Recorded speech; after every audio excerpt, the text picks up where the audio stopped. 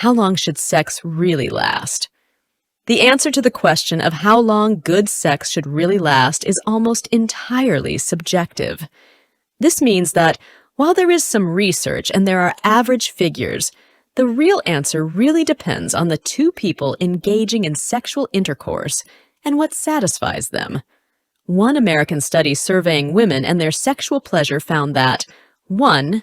2 minutes of penetration was too short 3, 7 minutes was adequate 7, 13 minutes was desirable 10, 30 minutes was too long 1. While this data is useful, it is not entirely relevant as it only surveyed women and makes an assumption of heterosexual intercourse, while not accounting for foreplay.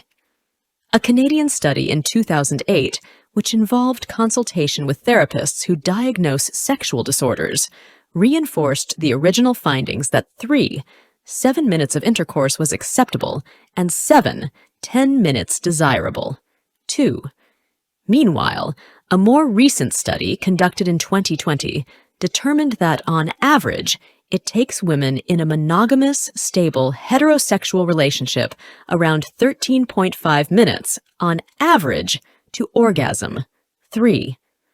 The general consensus is that lasting in bed for fewer than 3 minutes may flag clinical concerns. Other than that, the real answer to the question of how long someone should last in bed is, as long as feels right, healthy, and enjoyable to both parties.